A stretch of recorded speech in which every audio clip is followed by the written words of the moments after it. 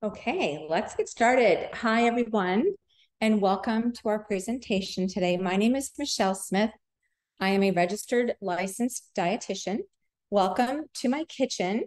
Our presentation for today is healthy and delicious salads. So I am going to walk you through 8 steps to create a nutritious salad that can actually act as a meal.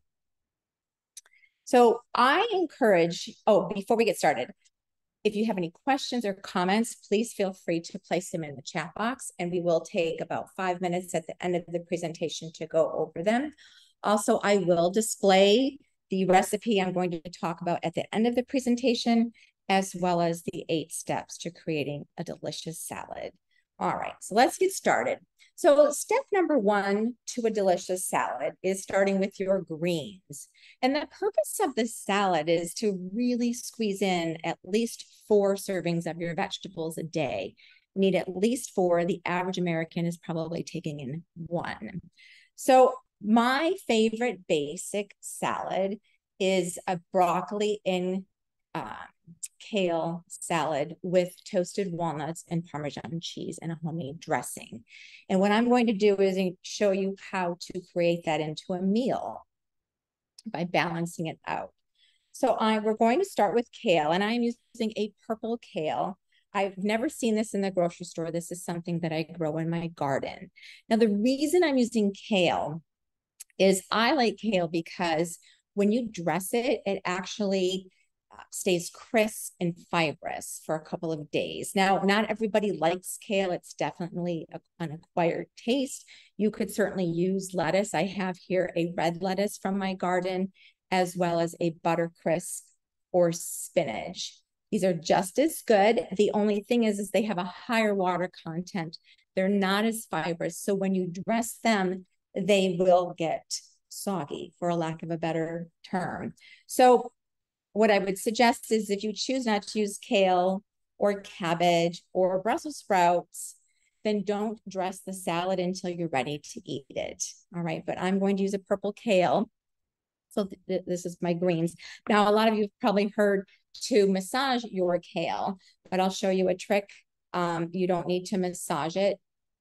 And to remove the kale from the rib, you basically just slide your hand down, okay?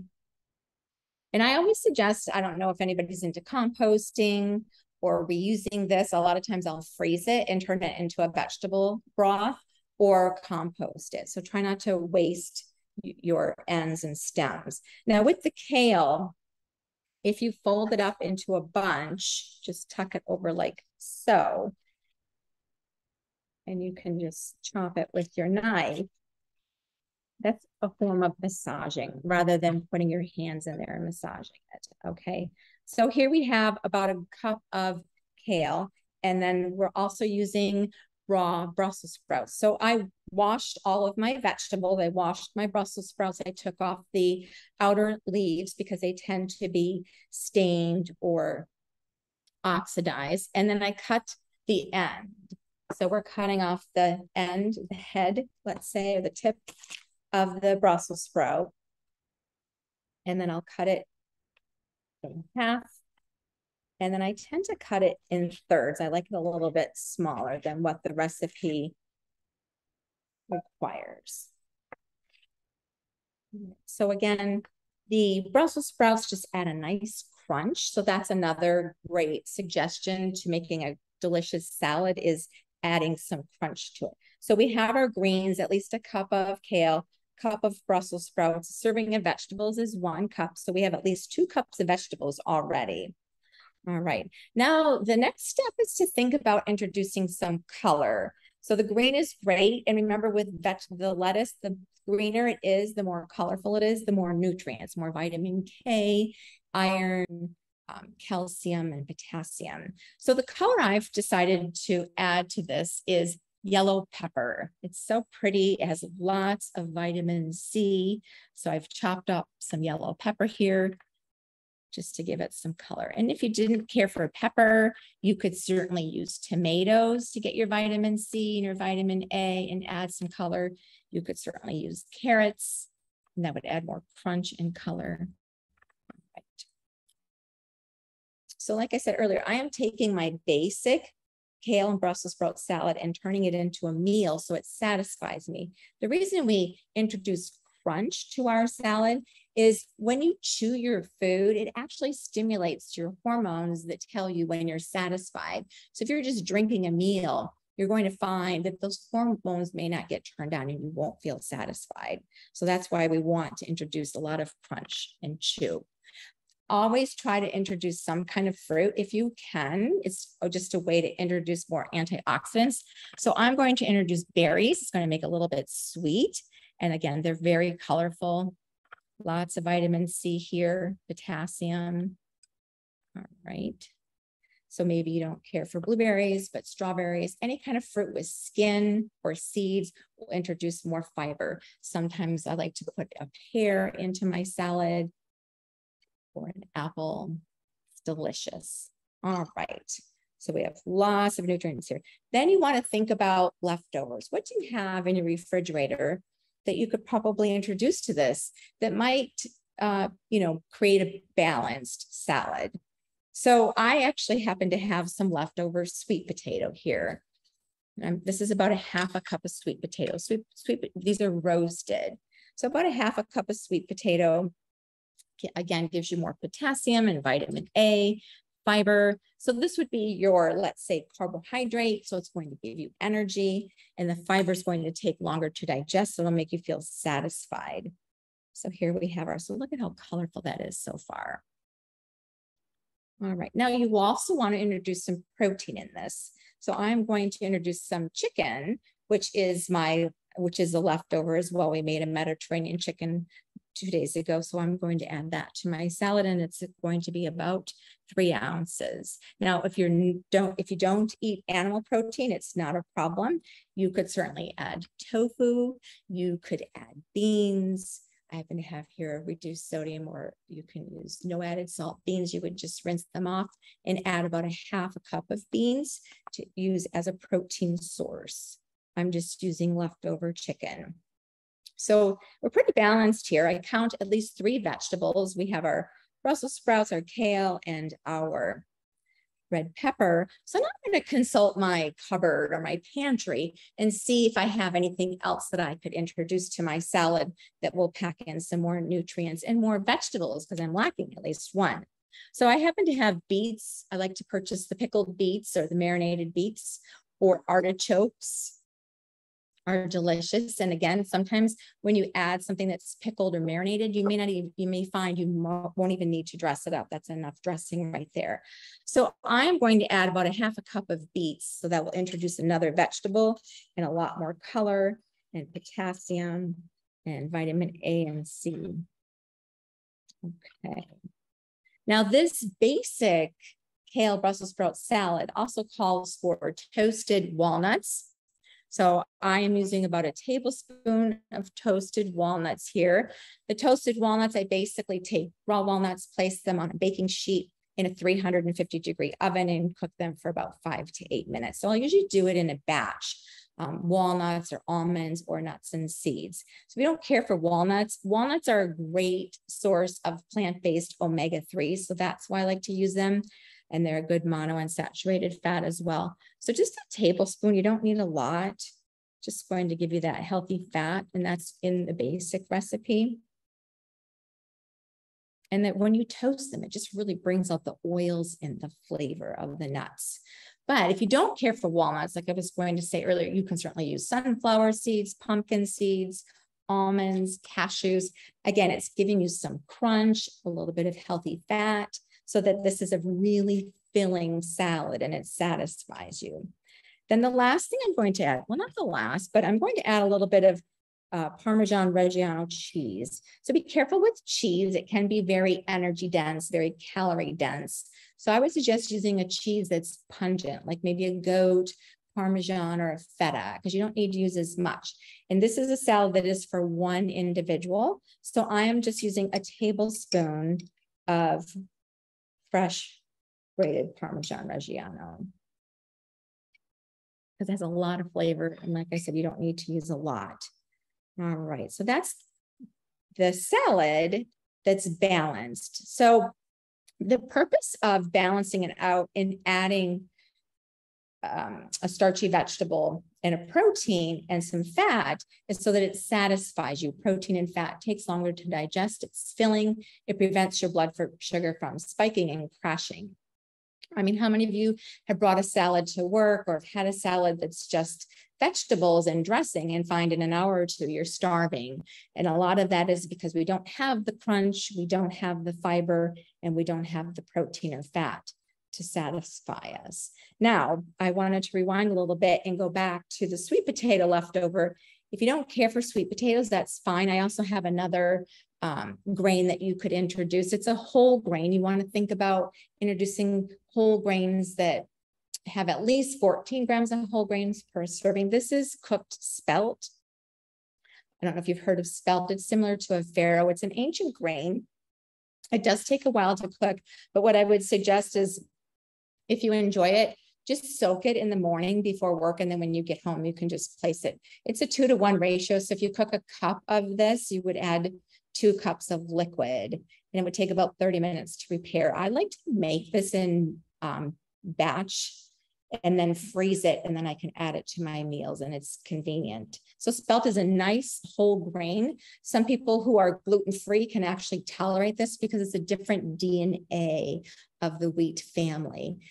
Now, if you do have celiac and you can't tolerate wheat, then you could certainly use things like buckwheat or, of course, quinoa. You've probably heard of that.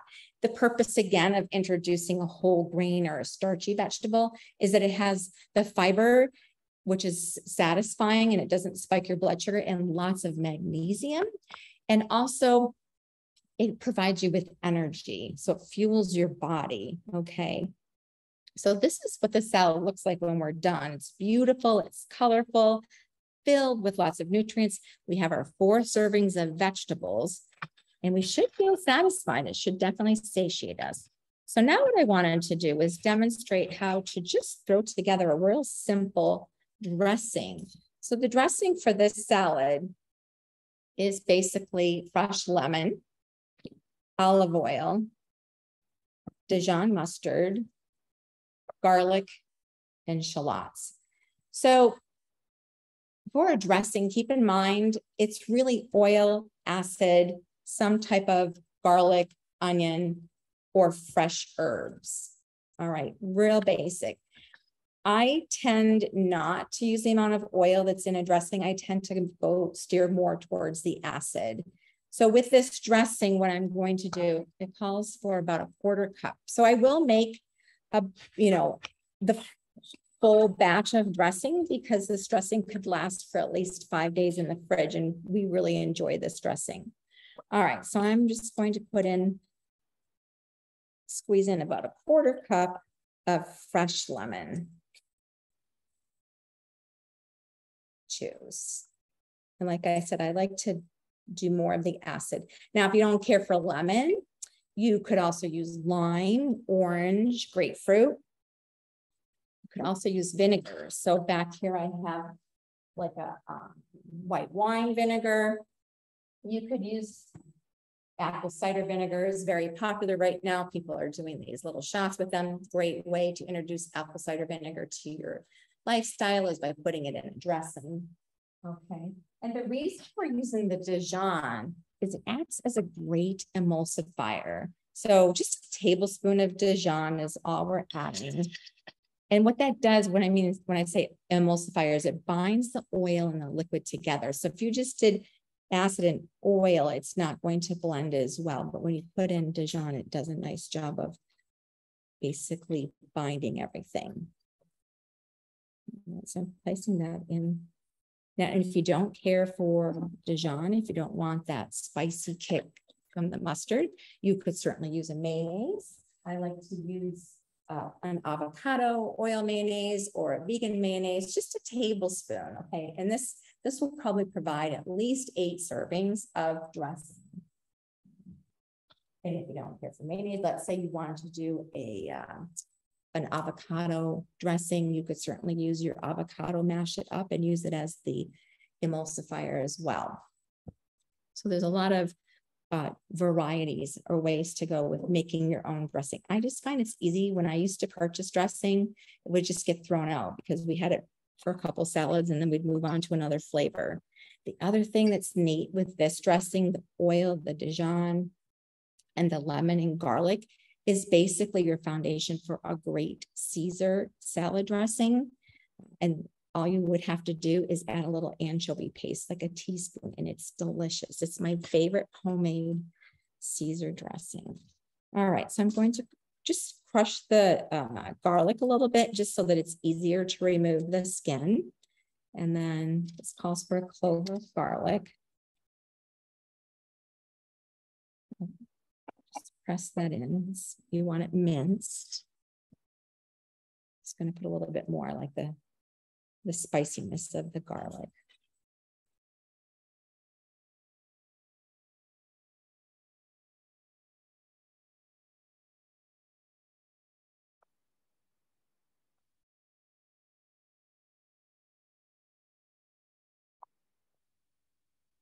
Mix that up.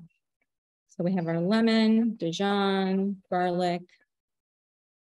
I'll chop up some shallots, just like a tablespoon of shallots. They really add a nice flavor. If you don't care for onion or shallots, you could certainly use rosemary or thyme. It won't give you that onion flavor, but you could certainly use another herb. You know, there's no right or wrong way to make a salad. So, you know, be creative. Use the flavors that you enjoy. So I'm chopping these up nice and fine. And, you know, if you had a blender or a food processor, you could certainly just put this all in there and pulse it up. I don't mind chopping. I actually find it kind of therapeutic. All right, so put the shallot in there. Again, it's about a tablespoon. And then, like I said, I just put equal parts olive oil. A lot of the recipes, it's twice the amount of oil to acid, but I like to do equal parts.